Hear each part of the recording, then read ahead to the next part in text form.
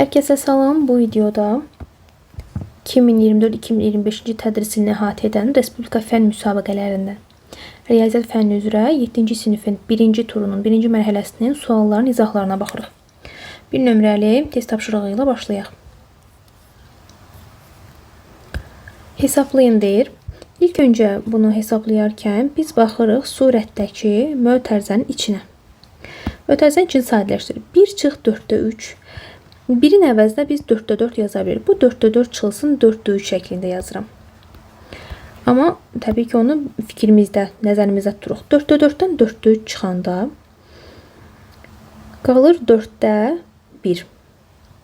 Bölünsün digər 4-də 1 olduğu kimi yazıram. Məxrəcdəki bu 1-in əvəzinə də yenə bu məxrəcdə var 5 var. Ona görə 5-də 5 kimi baxıram. Yəni 5-də 5 üstə gəl 5-də 2, o da bizə verir 5-də 7. Hər hansı bir ədədi özünə böldüyümüz zaman nə alırıq? 1 alırıq. Surətə 1 yazıram. Bölünsün 5-də 7. Əgər əsas kəsirin məxrəcində bir kəsir varsa, bilirdik ki, məxrəcdəki kəsirin məxrəci surətə vurulur. Yəni olur 5 vur 1. 5-i də 1-ə vuranlar 5 qalır. Məxrəcdə 7 olduğu kimi qaldı. 7-də 5 doğru cavab C variantı. 2 nömrəli tapşırıq. A bərabərdir 2 üstündə 14. B bərabərdir 4 üstü 8. C bərabərdir 16 üstündə 3. Olarsa A, B və C ədədlərini müqayisə edin. 2. Görürəm ki, sadələşdirə biləcəyim heç nə yoxdur. Əsas 2-dir. Qüvvətdəki ədəd də bizi maraqlandırmır. Digər misallara, digər ədədlərə baxıram. B-də 4 üstündə 8 verib. Burada 4-ü 2 üstündə 2 şəklində yaza bilərəm. Çünki 4 2-nin kvadratıdır. 8 olduğu kimi yerində qalır. 2 üstü 2 bizə nə verir? 4 verir. Daha doğrusu bizə 4 olmağı lazım deyil. Qüvvətdə mötərizə üstü 2 dənə qüvvət varsa biz bunları nə edirik? Vururuq. Olur 2 üstündə 2-ni də 8-ə vuranda 16. C-də isə 16 üstündə 3 verib. 16 nədir? 2 üstündə 4-dür. 2 üstü 4 kimi yazıram 16-nı, 3-də olduğu kimi yerində qaldı. Mötərizə olanda bu şəkildə qüvvətlər nə olur? Bir-birinə vurulur. Yəni olur 2 üstə 4-ü 3-ə vuranda 12. Baxırıq ki, birinci ədədimiz 2 üstündə 14-dür. İkinci ədədimiz 2 üstündə 16-dır. Üçüncü ədədimiz 2 üstündə 12-dir. Əgər əsaslar eynidirsə, qüvvəti böyük olan ədəd böyükdür. Hansının qüvvəti böyükdür? B-nin 16-dır. Deməli, B böyükdür 14 A-dan, o da böyükdür C-dən. Bunun tərsini də yaza bilərik. Yəni, C kiçikdir A-dan, o da kiçikdir B-dən. Doğru cavab olur C variantı. 3 nömrəli tapşırıq. Verilmiş un torbalarının çəkiləri hər birinin üzərində yazılmışdır. Torbaların ümumi çəkisi nə qədərdir? Ümumi çəki dediyinə görə biz bunları toplamalıyıq. Topladığımız zaman baxıram ki, nə cür kəsirlərdir? Qarışıq dövronluq kəsir, saf dövronluq kəsir, qarışıq dövronluq kəsir. Sadələşdirirəm. Yəni bunu 7 tam dövrdəki ədədin yerinə 9, dövrlə vergül arasındakı ədədin yerinə isə 0 yazıram. Yəni 90. Və ümumi ədəddən əvvəlki ədədi çıxıram. 85-dən 8 çıxıram. Qalır 77. Üstə gəlinsin. 0 tamdı yazmağa ehtiyac yoxdur. Dövrdəki ədədin yerinə 9 yazıram. Dövrdəki ədədi surətə yazıram. Üstə gəlinsin. 2 tam 90-da 47-dən 4 çıxanda 43. Bərabərdir. Düzgün olmayan kəsirə çevirirəm verilən kəsirlər. Olur 90-da 7 dəfə 90 630. 630-un üstünə 77 gələndə verir bizə 707. Üstə gəlinsin 10-a vururam. Çünki digər hər iki kəsirin məxrəcində 90 var. Bizdə isə 9 var. Bunu 90-a gətirmək 10-a vururam. Surətdə 10-a vurulmalıdır. Olur 80.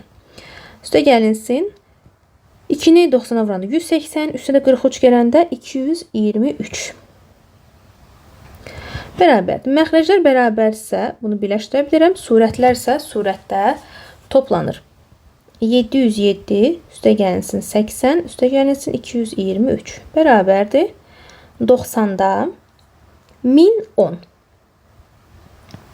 Burada sıfırlar silinir. Yəni hər tərəf 10-a bölünür. Həm surət, həm də məxrəc. 101-i 9-a böləndə içində 11 dəfə yerləşir 99. Surətdə isə 101-dən 99 çıxanda 2. 9'da 2 nə deməkdir? Dövrdə 2 deməkdir. Yəni 11 tam dövrdə 2 şəklində cavabımızı alırıq. Doğru cavab D bəndi. 4 nömrəli tapşırıq. 3 üzgüçünün iştirak etdiyi yarışda birinci üzgüçünün yarışın qalibi olma ehtimalı 9'da 2, ikinci üzgüçünün yarışın qalibi olma ehtimalı 18'də 5 olarsa, üçüncü üzgüçünün yarışın qalibi olma ehtimalı neçə faizdir? 3 dənə üzgüçümüz var. Qeyd edirəm. Birinci, ikinci və üçüncü. Birincinin qalib olma ehtimalı 9'dan 2'dir. Yazıram bura 9'da 2. İkinci üzgüçünün qalib olma ehtimalı 18'də 5'dir. Burada yazıram 18'də 5. Üçüncünü isə axtarırıq. Baxıram ki 9'da 2, 18'də 5. Toplayıram bunları. Kəsirlə veriləni toplaya bilərik. Bərabər olur. Orta məxrəc 18'dir. Tamamlayıcı vuruq 2'dir. 4 üstə gəlsin 5. Olur 18'də 9. Ümumi əgər bizə məxrəcdə 18 veribsə, deməli ümumi kəsirimiz, yəni əsasımız, tamımız 1'dir. 1 nə deməkdir? 18'də 18. 18'də 18'dən ikisinin cəmini 18'də 9'u çıxıram. Yerdə qalır 18'də 9. Deməli 3-cü üzgüçü də 18'də 9 olmalıdır. Ehtimalı 18'də 9'dur. Bunu faizə çevirin deyəndə, yəni 18'də 18 tam 100%dirsə, 18'də 9 neçə faiz olmalıdır? Sual. Çarpaz şəkildə vursaq əgər, 18'də 18 1 deməkdir. 100'ü də vururuq 18'də 9'a. 18'də 9 2'də 1 deməkdir. Yəni 100'ü bölürük 2'yə. Buradan da sual olaraq 100'ü 2'yə bölündə alırıq 50%. Doğru cevap D bəndi. 5 nömrəli tapşırıq. Verilmiş 5 təcrübə qabının hansılarda maye miqdarı bərabərdir? Hesablayaq. Baxıram ki, Y-də, ən asanından başlayıram. Y-də 1, 2, 3, 4, 5, 6, 7, 8 dənə tam kvadrat var. Bunu 8 yazıram bura. D'yə baxıram. 1, 2, 3, 4, 5. 5 dənə tam kvadrat var. Qeyd edək. C'yə baxıram. 1, 2, 3, 4, 5, 6 dənə tam kvadrat var. Burada 6 yazıram. B'yə baxıram. 1, 2, 3 dənə tam kvadrat var. Əgər buradakı bu balacanı gətirib bunun bu hissəsinə birləşdirsəm, bir dənə də tam kvadrat olur, oldu 4. Bu balacanı da gətirib bura birləşdirsəm, oldu 5. Bu 2 dənəni də bir-birinə birləşdirsəm olacaq 6. Demək burada da 6 dənə tam kvadrat var. A bəndinə baxaq. 1, 2, 3, 4, 5 dənə tam kvadrat var. Bunu gətirib bura birləşdirsəm 6 olacaq. Bu da nəsə bir yarı. 6 tam onda 5 şəklində götürürəm bunu da. 6 tam onda 7 falan da götürə bilərdik. İndi bizdən hansılarda maye miqdarı bərabərdir yazmışdı. Bərabər hansında olacaq? 6'lar harda var? B'də və C'də. Doğru cavab B variantı. 6 nömrəli tapşırıq. İfadənin qiymətini tapın. Baxırıq ki, A-nı bizə verib -2. A -2 olduqda bu ifadənin qiymətini tapın. Bərabərdir. Bizə burada verib -A-nın kubu. Mənfi olduğu kimi yerində saxlayıram. A nədir? -2. -2'nin kubu çıxılsın. -A kubu. Bu da nə olacaq? Elə -2'nin kubu. Çıxılsın -A-nın kvadratı. Belə fikirləşirəm də. -A-nın kubu bizə nə verir? -A. Ona görə bu mənfi yerində saxladım. Digərinə baxıram. -A-nın kvadratı bizə nə verir? Müsbət A. Bu müsbət A-nı da yerinə yazıram. 2'nin kvadratı şəklində. Bərabərdir. Mənfi yerində qalır. -2'nin kubu bizə verir. -8 çıxılsın. -2'nin kubu bizə verir. Daha doğrusu bu mənfidir. Burada mənfi A-nın kubu bizə mənfi A verir. Bu mənfiyə təsir edir. Burada üstəgəl olacaq. -2 də yerində qalacaq. Demək üstə gəlinsin. -8 Çıxılsın 4. Bərabərdir. Mənfi mənfi müsbət oldu burada. Burada mənfi oldu. Çıx 4. Biri müsbət, biri mənfi islah oldu. Cavab qalır mənfi 4. C bəndi. 7 nömrəli tapşırıq.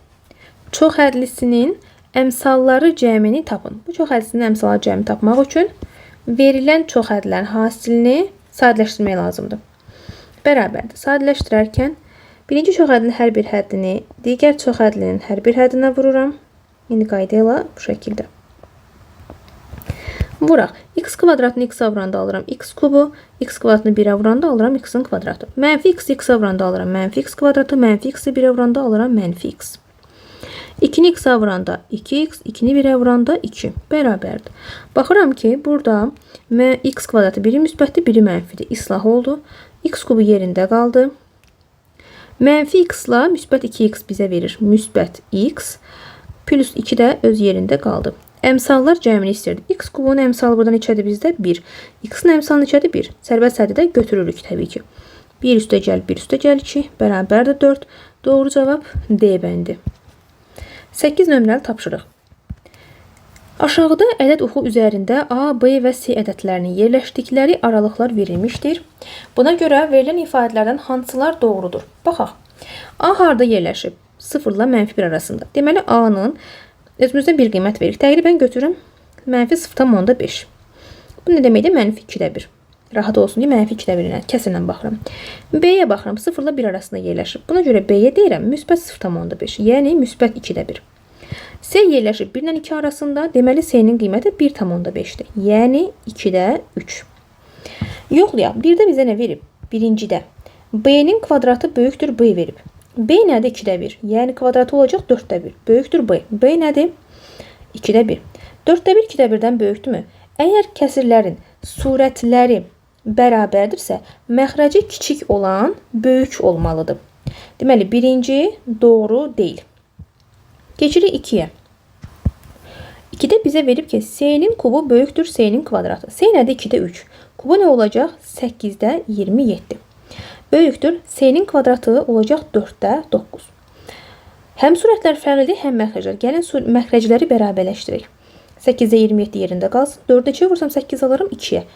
9-da 2-yə vurmalıyam, olacaq 18.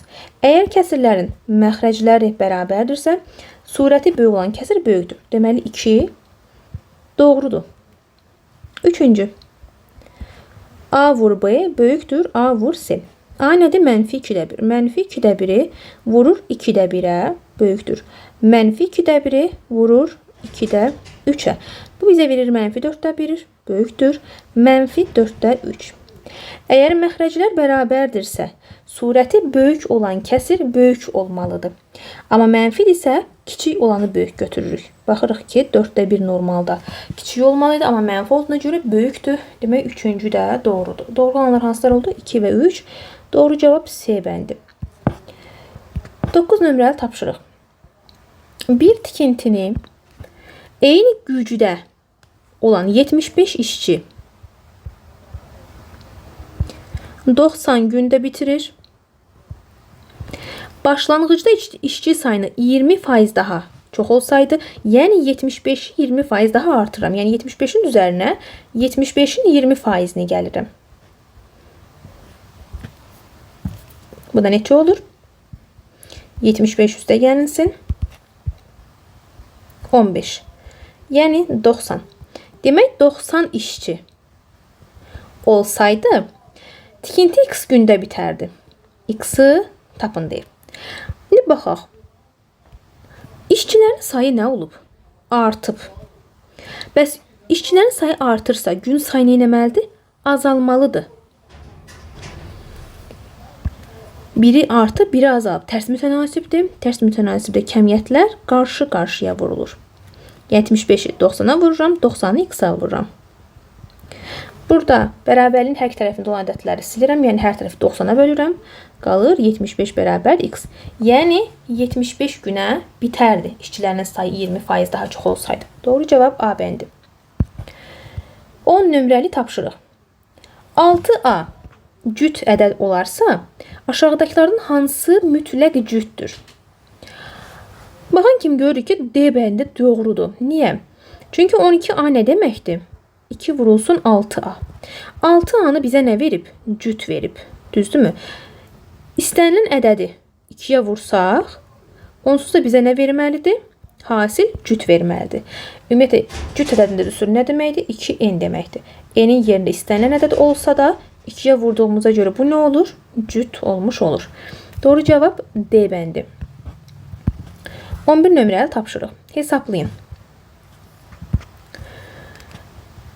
Hesablayarkən baxıram ki, bunu 3-ü 7-yə və yaxud da 11 dəfə düzünə vurmaq bizim vaxtımızı çox aparır. Orta vuruq çıxarıram. Surətdən ən kiçik nədir? 3 üstü 7. 3 üstü 7-ni çıxarıram. 3 üstü 7-ni 3 üstü 7-yə bölsəm 1 qalır. 3 üstü 9-u 3 üstü 7-yə bölsəm 3 üstündə 2 qalır. 3 üstü 11-i 3 üstü 7-yə bölsəm 3 üstündə 4 qalır. Məxrəcdə ən kiçik nədir? 3 üstündə 5-dir. Çıxartdım. 3 üstü 9-dan 3 üstü 5-i çıxaranda 3 üstündə 4 qalır. 3 üstündə 7-dən 5 dənəsini çıxartsam 3 üstündə 2. 3 üstündə 5-dən 3 üstü 5-i çıxarsam 1 qalır. Baxıram ki, mötərizənin içindəki kəmiyyətlər eynidir. 1 üstə gəl 3, 3-ün kvadratı üstə gəl 3 üstü 4. Məxrəcə də eynidir. Bu mötərizələr ixtisar gedir. Qalır surətdə 3 üstü 7 böl 3 üstündə 5. Belə olan halda nə edirdik? Qüvvətləri çıxırdıq bölmə olduğuna görə. Yəni 3-ün kvadratı qaldı. 3-ün kvadratı nə deməkdir? 9 deməkdir. Doğru cavab B bəndi. 12 nömrəli tapşırıq. 60 metrlik parçanın 15-dən biri ilə 3 ədəd şalvar tikilir. İlk öncə 60 metrin 15-dən birini tapıram. 60 metrin 15-dən biri 4 metr deməkdir. Deməli 4 metr ilə 3 ədəd şalvar tikilir. Buna görə qalan parça ilə eyni şalvardan neçə ədəd tikilə bilər?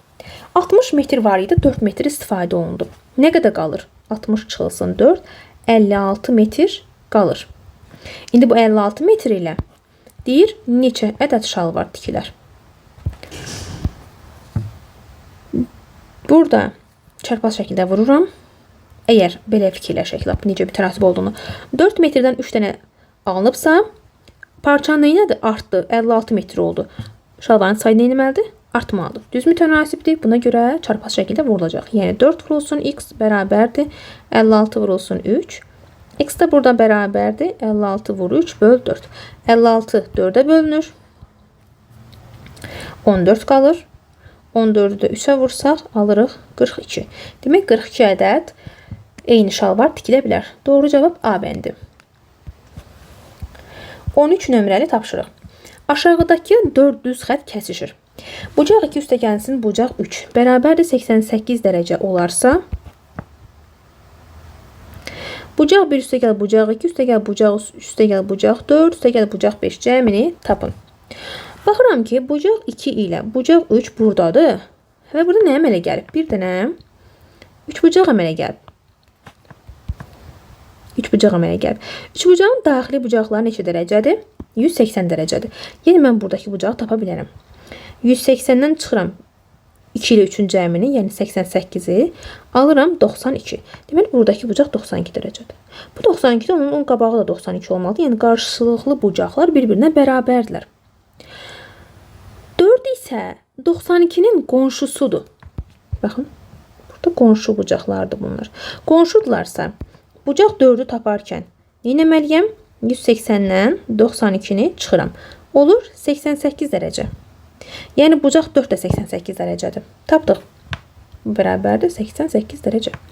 Bucaq 1-in bu hissədə qarşısındakı da bucaq 1 olmalıdır. Və baxıram ki, yenə burada bir 3 bucaq əmələ gəlib. Burada da bir 3 bucaq əmələ gəlib və bu 3 bucağın da daxili bucaqlarının cəmi 180 dərəcə olmalıdır. Yəni, bucaq 1 üstə gəlinsin. Bucaq 5 üstə gəl 92 bərabər 180 dərəcə. Buradan alırıq ki, bucaq 1 üstə gəlsin. Bucaq 5 bərabərdir 88 dərəcə. İndi bizə nə istəyir?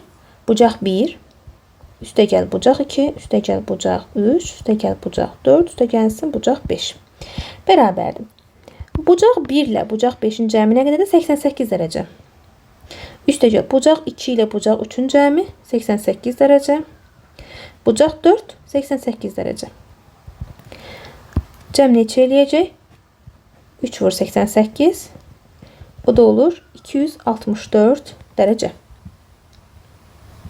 Doğru cavab C variantı. 14 nömrəli tapşırıq. Verilmiş iki qat bərabərsizliklər haqqında fikirlərdən hansı səhvdir? A bəndi. X böyükdür. 0,3 kiçikdir 7,3 bərabərsizliyin tam həllərinin sayı 7-dir. Baxaq. 0,3 ilə 7,3 arasında yerləşir. Bu şəkildə qeyd edirəm. Ədəd oxudu. Bu 0-dır. 0,3, 1, 2, 3, 4, 5, 6, 7 və 7,3. Tam həllərin sayı neçə dənə olacaq? 1, 2, 3, 4, 5, 6, 7. Doğrudur mu? A bəndi doğrudur. Bizdən səhv variantı istəyir. B bəndinə baxaq. Y böyük bərabərdir mənfi 11,6. Kiçikdir 11,6. Yenə də doğru çəkirəm. Mənfi 11,6 bu şəkildə yerləşir. Mənfi 11 isə burada yerləşir. Burada var mənfi 10, mənfi 9 və sair. 9, 10, 11 və 11,6. Yəni mənfi 11 və 11 aralığındakı ədədlərin sayını istəyir. Bu da çox olduğuna görə ədədlərimiz düsturla hesablayıram. N bərabərdir sağdakı ədəddən. Çıxıram soldakı ədədi. Hər iki ədəd daxil olduğuna görə aralığı üzərinə 1 gəlirəm. 11 sayı 11, 22 üstündə 1 gələndə 23. 23-dürmü? Bəli, 23-dür. Deməli, B bəndi də doğrudur. C-yə baxırıq. Z böyükdür mənfi 45,1, kiçik bərabərdir mənfi 40,5 bərabərsizliyin tam həlləri bu şəkildədir. Baxaq görüm doğrudurmu? Yenə ədəd oxunu çəkirəm.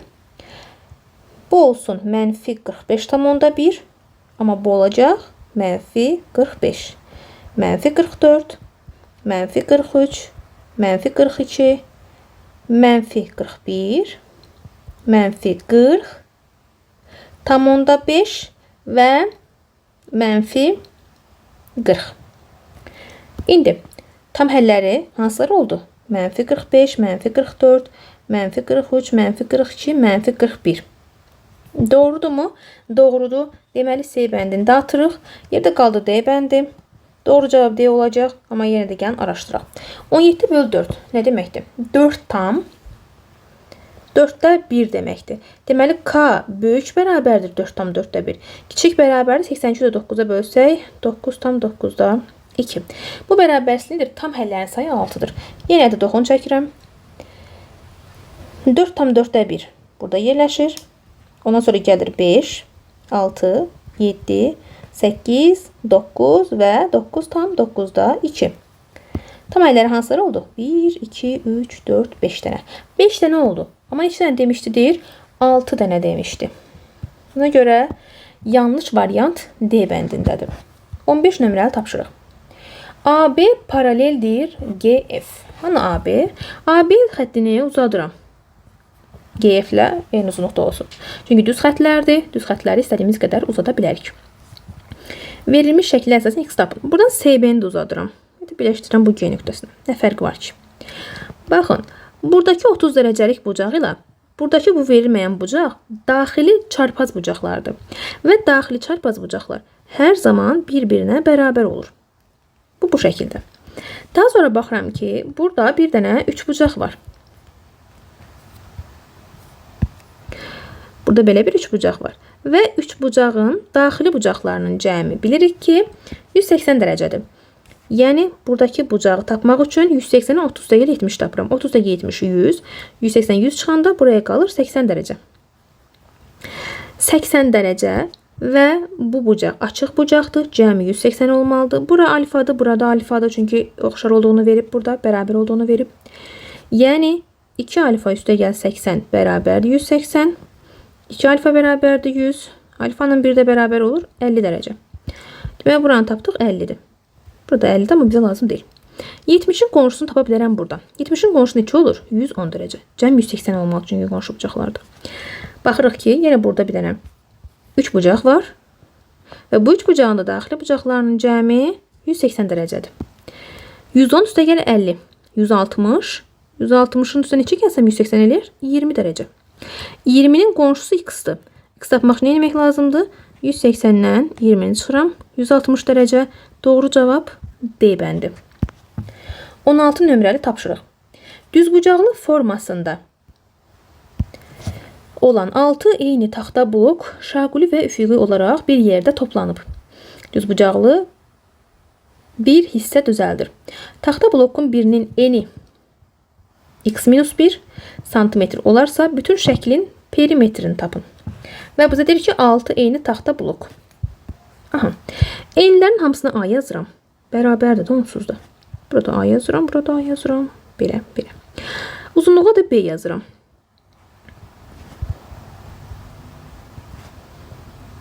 B. Burada da enlərini A yazıram. Baxıram ki, bu hissədə bir düz xətt var və bu düz xəttin 4 dənə A-nı təşkil edib, həm də bir dənə B-ni təşkil edib. Deməli, bir dənə B nəyə bərabərdir? 4 dənə A-ya bərabərdir. N nədir? X-1 A-dır N. X-1 A-dırsa, B nəyə bərabər olacaq? 4 vurulsun X-1. Yəni, 4x-4. Şəklin perimetrini istəyir. Fiqurun perimetri necə tapılır? Perimetr nədir? Tərəflərin uzunluqları cəmi. Yəni, bu hissəni, bu və bu hissəni toplamaq lazımdır. Birinci nə var? 4A var. Üstə gəlinsin 1 dənə B. Üstə gəl 2A. Üstə gəl B. Üstə gəl 2A. Üstə gəl B. Bərabərdir. 8 dənə A var burada. 3 dənə də B. 8 vurulsun A nədir? X-1. Üstə gəl. B nə idi? 4x-4. Bərabərdir. 8x-a vuram 8x. Çıx 8-i 1-ə vuram 8. Üstə gəl. 3 dəfə 4 12x.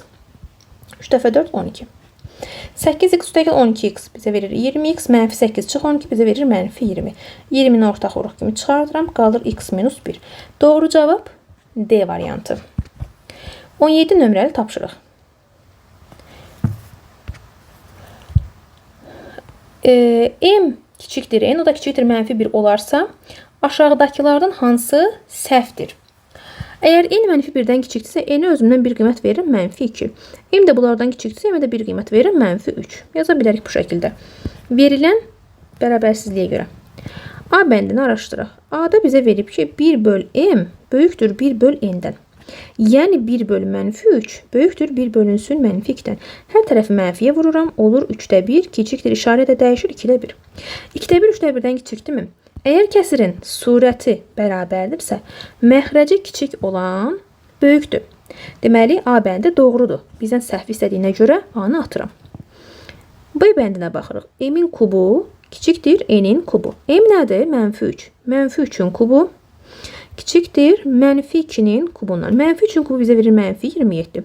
Mənfi 2-nin kubu bizə verir mənfi 8. Bilirik ki, mənfi ədədlərdə kiçik ədəd hər zaman digərlərindən böyük olur. Deməli, B bəndi də doğrudur.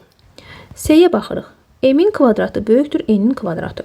M nə idi? Mənfi 3-ün kvadratı böyükdür mənfi 2-nin kvadratı. Mənfi 3-ün kvadratı bizə verir 9, mənfi 2-nin kvadratı bizə verir 4. 9 4-dən böyükdürmü? Böyükdür. Deməli, C bəndi də doğrudur. D bəndinə baxırıq. M bölünsün N kiçikdir 1. Yəni, mənfi 3 böl mənfi 2 kiçikdir 1. Mənfi 3-ü mənfi 2-yə bəndə alırıq 1,5. 1,5 1-dən kiçikdirmi? Xeyr, böyükdür. Deməli, D bəndi səhvdir. Doğru cavab D-dir. 18 nömrəli tapşırıq. A böyükdür B, o da böyükdür 0 və C bərabərdir. Bu ifadə olduğuna görə aşağıdakılardan hansı doğrudur? A B-dən böyükdür, o da 0-dan böyükdür. Burada B-yə 1 deyirəm, A-ya da 2 deyirəm. Verilən şərtə görə. Getirib yerini yazıram. C bərabərdir 2 vurulsun. A nədir? 2. Üstə gəl B 1-dir. A 2. Nə olacaq burada? 2-ni 2-yə vuram 4. Üstünə 1 gəlsən 5. Böl 2. Bu da olur 2,5. Yəni C 2,5-dir bizim verdiyimiz qiymətlərə görə. Başqa qiymətlər versəydik də yenə nə olacaqdı? 2,5 olacaqdı. A variantda S bərabərdir 2. Yanlışdır. S kiçikdir 2. Xeyr. S böyükdür 3. Xeyr. S 2 ilə 3 arası yerləşirmi? Bəli, 2 ilə 3 arasında yerləşir. Doğru cavab D bəndi. 19 nömrəli tapşırıq. Kitab mağazasında x üstəgəl 5 manata olan kitab 20% gəlirlə x üstəgəl 8 manata satıldı. Kitabın ilkin qiyməti neçə manatdır?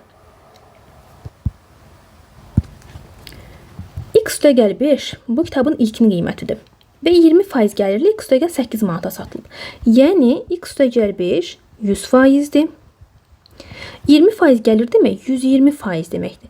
120% isə olub x üstəgəl 8 manat. Çarpaz şəkildə vursaq 100 vurulsun x üstəgəl 8 bərabərdir 120 vurulsun x üstəgəl 5. 120 ilə 100 ixtisar gedir. Burada qalır 6, burada qalır 5. Demək 5x üstəgəl 8, 6x üstəgəlsin 30.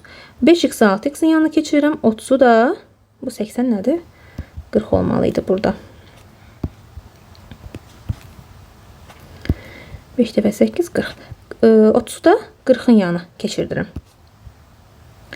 6x'dan 5x çıxanda x qalır, 40'dan da 30 çıxanda 10 qalır. X'i 10 tapdıq. Bizdən kitabın ilkin qiymətini istəyirdi. O isə x plus 5'dir. Yəni x plus 5 bərabərdir 10 üstəgəl 5 bərabərdir 15 manat. Doğru cavab A bəndi. 20 nömrəli tapşırığa baxaq. Aşağıdakı toplama əməllərində müxtəlif hərflər verilmişdir. Müxtəlif rəqəmləri əvəz edir bu hərflər. Bu verilən ifadəni hesablamağımızı istəyir. Demək, baxıram ki, ilk öncə kiçikdən baxıram, çünki burada cavab verilib bizə. Cavab 4 rəqəmlidir. Deməli, mən bu ədədlərin yerinə böyük ədədlər qoymamda kiçikləri götürmürəm. Məsələn, el üstə gəlir 8-dir, bu 4 də ola bilər. Amma 4 versəm kiçik cavab alınacaq. Ona görə böyük qiymət verirəm. Hansı ədədi toplayanda sonu 8 ilə bitir? 9. Yəni, 9-un üstünə 9 gəlsəm, 18 alıram, 8 yazdım bir yadda. Hansı ədədin üstünə eyni ədədi toplasam 16 eləyər ki, üstündə 1 gəlsəm, burada 7 olmuş olsun. 16 olması üçün 8 olmalıdır. 8, 8. 8'in 8. 16 üstündə 1 gələm 17, yenə 1 yadda. B-nin üstündə 2 gələndə 12 olmalıdır ki, üstündə 1 gələm 13 olsun. Bu da olacaq 7 ilə 5. B-yə deyirəm 7, Q-yə də deyirəm 5. Buraya yazıram L bərabərdir 9, O bərabərdir 8, B bərabərdir 7, Q də bərabərdir 5. İndi L neçə olmuşdu? 9 olmuşdu. O 8 idi. B də 7 idi. Deməli, T 3 dənə eyni ədədi toplayıb 9 alıb. Hansı ədədi toplasam 3 dəfə eyni 9 alarım? 3'ü. 3 də gəl 3. 6 üstündə 3 gəlsəm 9. Aha, T deməli 3'dür. U 8 verib. 3 dənə eyni ədədi toplayıb 8 alıb. Bu hansı ədəd ola bilər? 6. 3 dəfə 6, 18. Deməli, bunlar 6'dır. 3 dəfə 6, 18. 8 yazıb bir yadda. U bərabərdir 6. F toplayanda 6 almalıdır. Üstə də 1 gəlib 7 eləməlidir. Hansı da 3 dəfə öz-özünə vursam, yəni toplasam 6 alarım 2'ni. 2 üstə gəl 2, 4, üstündə 2 gəlsəm 6, üstündə 1 gəlirəm 7. Deməli, F də nəyə bərabərdir? 2'yə bərabərdir. Gətirib yerinə yazıram. F 2'dir, U 6'dır, T 3'dür. Vurulsun, B 7'dir. O 8'dir, L 9'dur, üstə gəlinsin, Q də 5'dir. 2'nin üstünə 6 gələm 8, 8'ni 3'ə vururam 24, üstə gəlinsin. 7'nin üstünə 8 gələm 15, 24 nədir? 11.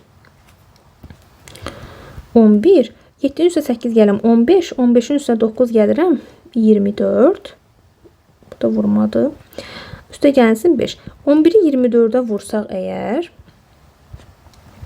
264 deyir. 264 üstə 5 gələndə 269. Doğru cavab C bəndi. 21 nömrəli tapşırıq. Aşağıdakı naxışlar müəyyən bir qaydaya görə çubuqlardan düzəldilib. Buna görə 6-cı addımda istifadə olunacaq çubuqların sayı neçə olacaq? Demək, baxıram ki, birinci addımın neçə dənə çubuq var? 1, 2, 3. Birinci addımda 3 dənə çubuq var. İkinci addımda 3 dənə burada var və hərəsində də təkrarən ətəyində 3 dənə də çubuq var. Yəni 3 üstə gəlinsin neçə oldu? 9 dənə çubuq var. Üçüncü addımda 3 dənə buradadır. 3 üstə gəlinsin. Bu neçə dənədir? 9 dənə. Bu aşağıdakıları da saysaq əgər 3, 4, 5, 6, 7, 8, 9, 27 dənə var burada. Baxıram ki, ardıcılıq nədir? Bu 3 üstü 1'dir. Bu 3 üstü 1 üstə gəlinsin 3 üstündə 2'dir. 3 üstü 1 üstə gəl 3 üstü 2 üstə gəlsin 3 üstü 3'dür.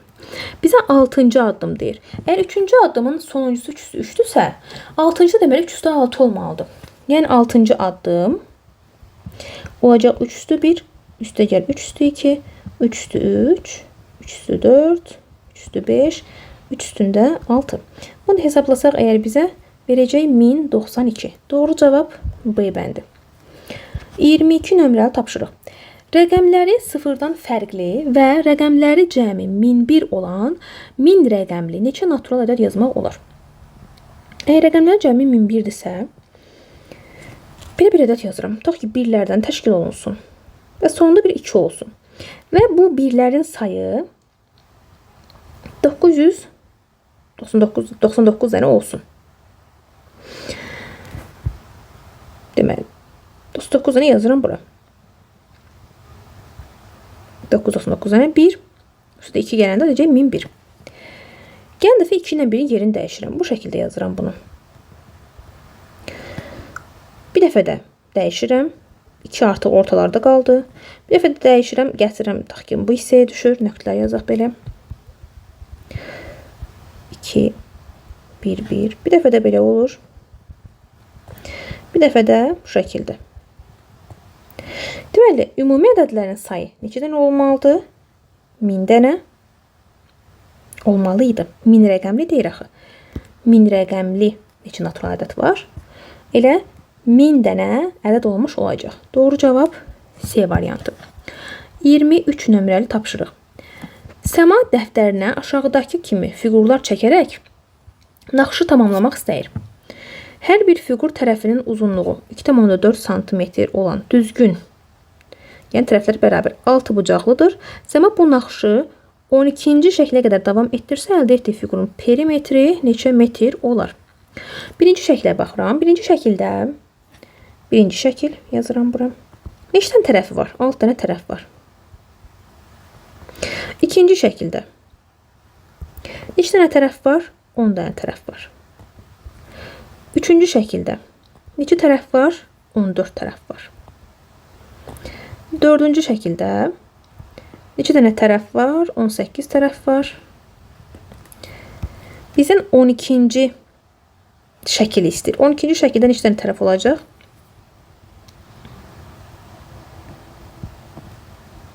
X dənə. Bunu axtarıq. Baxıram ki, 6-dan 10-a, 10-dan 14-ə, 14-dən 18-ə neçəni çarpıb? 6 üstünə 4 gəlib 10 alıb, 10-un üstünə 4 gəlib 14 alıb, 14 üstünə 4 gəlib 18 alıb, 18 üstünə böyük ehtimalla 4 gələcək. Nəsə burada bir ədəd alacaq. Təbii ki, burada nöqtələr var. İndi ardıcıllığım necə gedir? 1-i 4-ə vurub, düzdürmü? 4n plus 2 ardıcılığı ilə gedəcək. Niyə? Çünki 4-ü 1-ə vurub üstünə 2 gələndə 6 alıb. 4-ü 2-yə vurub üstünə 2 gələndə 10 alıb. 4-ü 3-ə vurub üstünə 2 gələndə 14 alıb.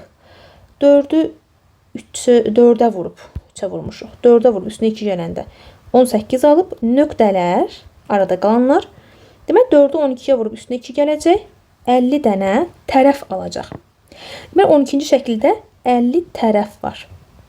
Və bir tərəf 2 cm 2,4. Bir dənəsi 2,4-dürsə, bunu vururam 50-yə. Alıram 120 cm. Və bizdə neçə metr olacaq deyirsə, 120 cm də 1,2 metrdir. Doğru cavab A bəndi. 24 nömrəli tapşırıq. Saat 06:25-də elektron saat 06:25-də elektron saat sıradan çıxaraq geriyə doğru işləməyə başlayır. Həmin gün gündüz 19:45 olduğu vaxtda xarab olan saat neçəni göstərir? Birinci 6:25-dən 19:45-ə qədər nə qədər vaxt keçdiyini tapıram. Bunun üçün 19:45-dən çıxırıq 06:25-i. Burada 20 dəqiqə qalır və 13:20. Yəni 13 saat 20 dəqiqə vaxt keçib. İndi 06:25-dən çıxıram 13 saat 20 dəqiqəni. Burada 5 dəqiqə qalıb. 6 saatdan 13 saat çıxanda 17. Yəni saat 5 qalır. 5 olur. 17:05. Doğru cavab C bəndi. 25 nömrəli tapşırıq. 1996 və 1985-ci illərdə ilin eyni günlərində anadan olan iki nəfər bir-biri ilə tanış olduqları vaxt hər biri öz yaşının tam kvadrat ədəd olduğunu deyir. Onların tanış olduqları ilin rəqəmləri cəmi neçə olacaq? İlk öncə 1996 1985-i çıxıram ki, bunların aralarında neçə il fərq olduğunu tapım. Baxıram ki, 11 il fərqləri var. Biri digərindən 11 yaş böyükdür. Onda 96 tam kvadratdırsa 25-dən 36 götürürəm. Çünki 36-dan 25 çıxsam 11 qalır. 96-da doğulan 25 yaşı var. 85-də doğulan isə 36 yaşı var. Belə təsəvvür edirəm. Çünki 36-dan da dedim ki 25 çıxsam nə olacaq? 11 olacaq. Yəni bu bərabər olmuş oldu. İndi hal-hazırda neçənci il olduğunu tapmaq üçün nə etmək lazımdır? 1996-nın üstünə gəlirəm 25 yaşı. Bizə verir 2021. İnanmırıq səyyar tutaq ki, 1985-in də üstünə 36-nı gəlsəm 2021 alacağım. İlin rəqəmlər cəmini istəyir. Yəni 2 üstə gəl 0, üstə gəl 2, üstə gəl 1. Bərabərdir 5. Doğru cavab D bəndi.